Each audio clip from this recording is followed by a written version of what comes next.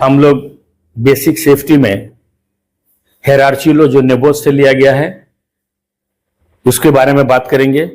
नेबोस का ये hierarchy law जो है ये एक्सीडेंट कंट्रोल सिस्टम है जिसको इससे हम लोग एक्सीडेंट को कंट्रोल करते हैं। ठीक है, तो इसमें इन्होंने एक पिरामिड दिया है जो अप से डाउन हम लोग इसको कंट्रोल करते हुए जाते हैं। सबसे पहले किसे कंट्रोल करना है, उसके बाद क्या कंट्रोल करना है, उसके बाद क्या कंट्रोल करना है। तो ये हम थोड़ा सा एक फिगर से समझते हैं कि इसे क्या दिया गया है। तो आज जो हम नेबोस का जो ये टॉपिक्स लिए हैं हायरार्की लॉ, इसके बारे में थोड़ा सा आपको बात करेंगे और आपको जानकारी देंगे। तो इसका जो ये है hierarchy law,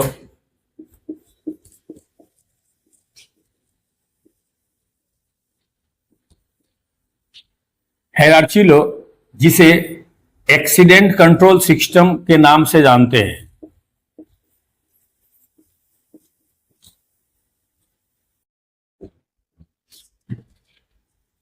accident control system के नाम से जानते हैं। इसमें इन्होंने एक प्रोसीजर दिया है कि सबसे पहले उन्होंने एक डायग्राम दिया है पिरामिड सा जो डाउनवर्ड की तरफ जाता है, और ये आपका इसमें ये 5 चीज है। जैसे सबसे पहला चीज जो आता है वो है आपका एलिमिनेशन।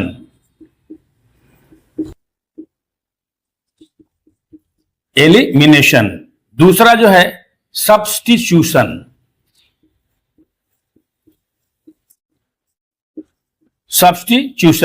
तीसरा जो है आपका इंजीनियरिंग।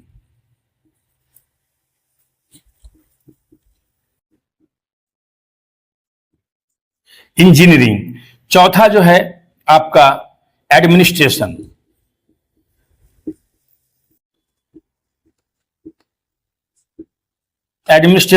और चौथा जो है पीपीज। ये 5 चीज को उन्होंने बोला है कंट्रोल करने के लिए। तो हम लोग सबसे पहले जो है जो करते हैं एलिमिनेशन करते हैं। एलिमिनेशन कैसे करते हैं? हम जब साइट पर जाते हैं तो हम सबसे पहले क्या देखते हैं, हम लोग एक हैजार्ड को खोजते हैं कि हैजार्ड क्या क्या है हमारे काम में, कौन सा हैजार्ड है, उसमें कितना रिस्क है।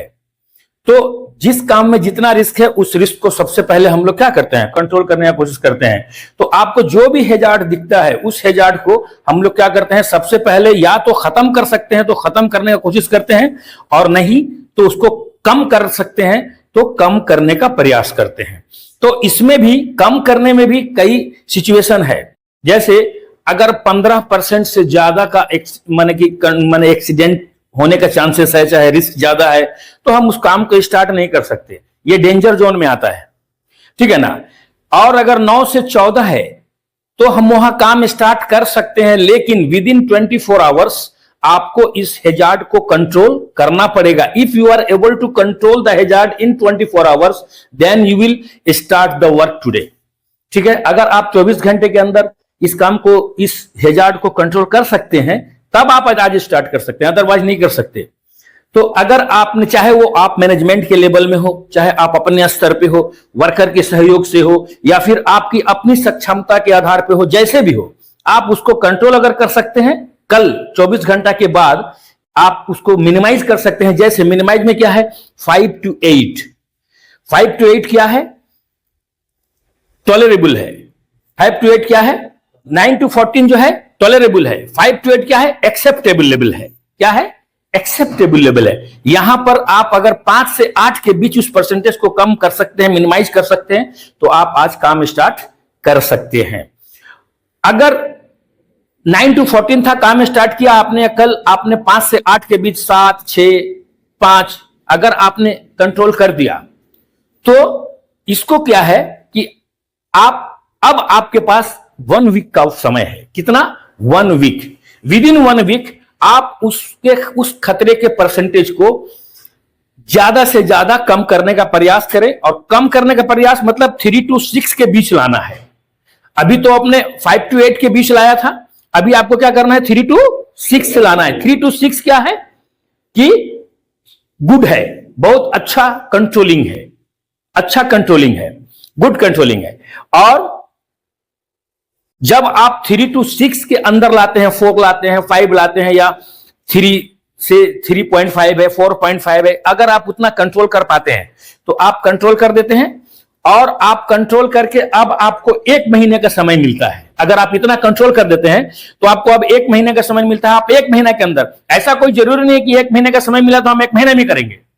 अगर हमारे पास एबिलिटी है तो हम उसको जितना जल्दी हो सके मिनिमाइज करने का कोशिश करेंगे और कर देते हैं। लेकिन अगर आप प्रोसेस में हैं, कर रहे हैं, नहीं हो पा रहा है, तो 1 महीना के अंदर आपको उसको मिनिमाइज करके मिनिमम 0 to 3 लाना है। ठीक है, तो ये 0 to 3 जो है ये एक्सीलेंट कंडीशन है, ये एक्सीलेंट है, और इससे नीचे आप नहीं कर सकते, क्योंकि आप रिस्क को कभी भी खत्म नहीं कर सकते। ये आप हमेशा समझ लीजिए, या तो आप रिस्क को कम कर सकते हैं और मिनिमाइज कर सकते हैं, इतना मिनिमाइज कि एक्सेलेंट लेवल तक चला जाए, लेकिन रिस्क को पूरा खत्म नहीं कर सकते। जब तक इंसान की जिंदगी है तब तक रिस्क उसके साथ जुड़ा है, और रिस्क खत्म नहीं होता कभी, है ना। इसलिए रिस्क जो है 0 नहीं कर सकते आप। तो इसको हम लोग क्या करते हैं, तो ये जो है हमारा क्या है कि एलिमिनेशन है।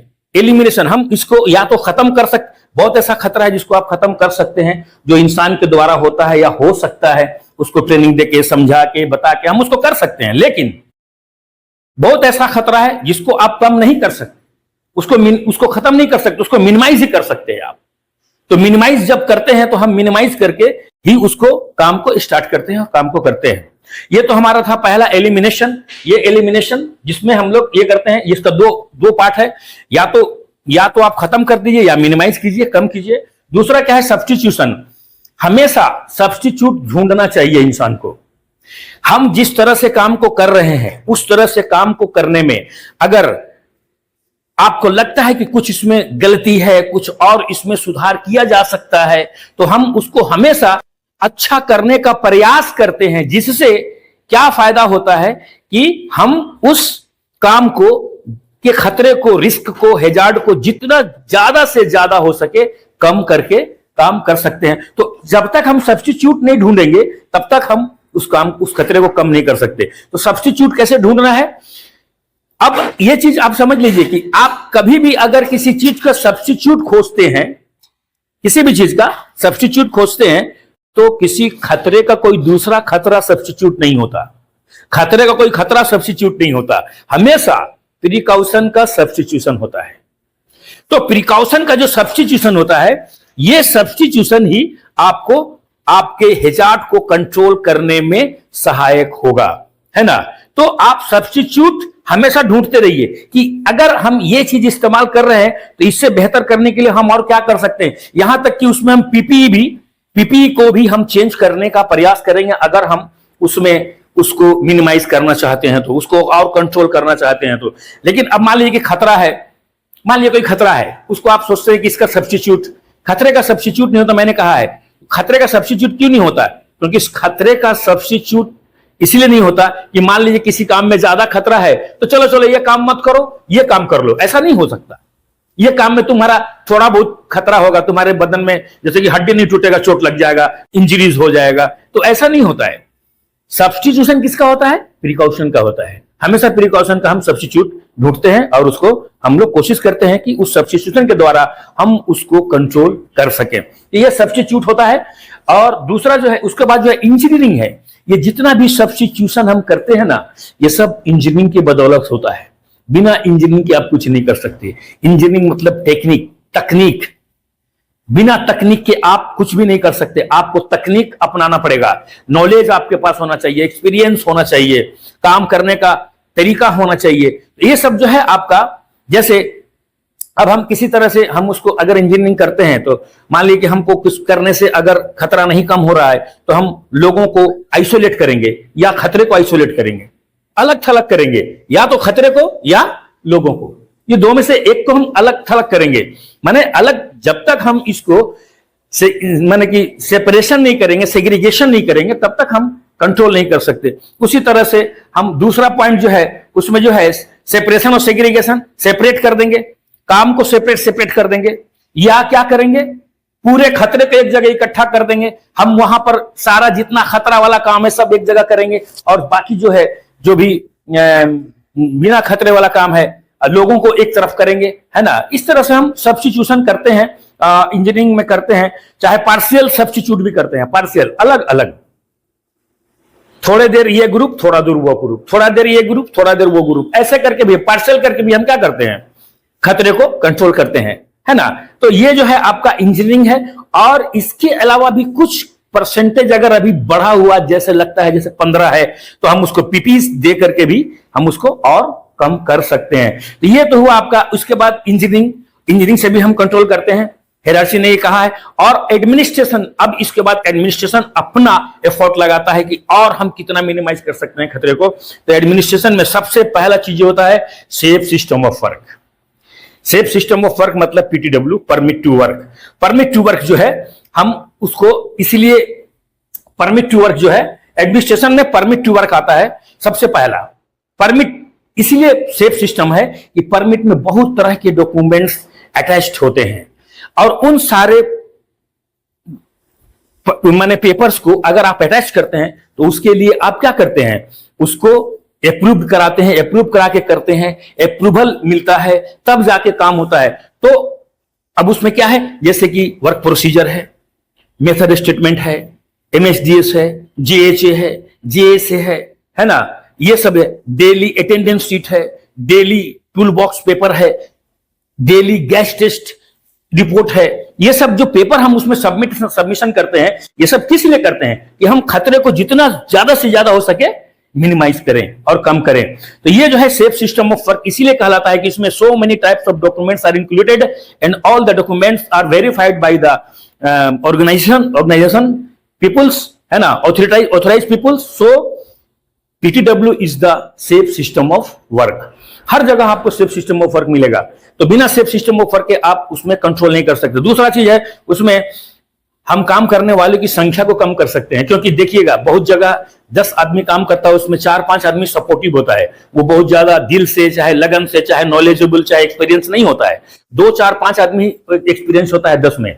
तो जो एक्सपीरियंस बंदा है, अगर खतरा वहां ज्यादा है तो वहां एक्सपीरियंस बंदा से ही काम कराएंगे, वहां पर हम सपोर्टिव बंदा नहीं रखेंगे, क्योंकि वो सपोर्टिव बंदा ही एक्सीडेंट का कारण बन सकता है और बनता है। इसलिए हम लोग वहां पर उसको ऐसे कंट्रोल कर सकते हैं। इसके अलावा हमेशा हम IITS करते रहते हैं, inspection, information, training and supervision. हमेशा हर चीज का इंस्पेक्शन, इंफॉर्मेशन, ट्रेनिंग, सुपरविजन करते हैं, जिससे क्या होता है कि हम उस एरिया के हैजार्ड्स को, रिस्क को मिनिमाइज करने में हमें सहायता मिलती है।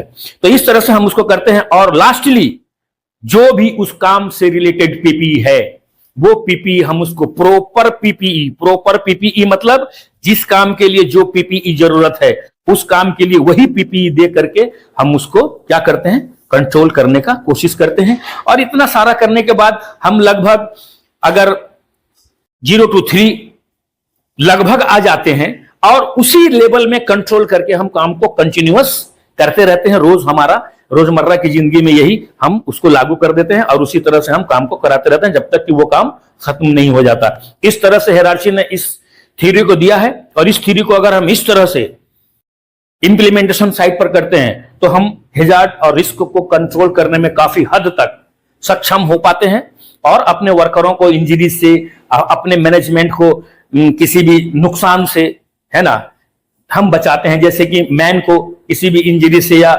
एक्सीडेंट से बचाते हैं, आपका मशीन को हम खराब होने से बचाते हैं, हम अपना लोगों को, जैसे कि आपका यह मटेरियल है, मटेरियल को अच्छे तरीके से सेग्रीगेशन करके रखने में सहयोग होता है हमको इस डॉक्यूमेंटेशन से।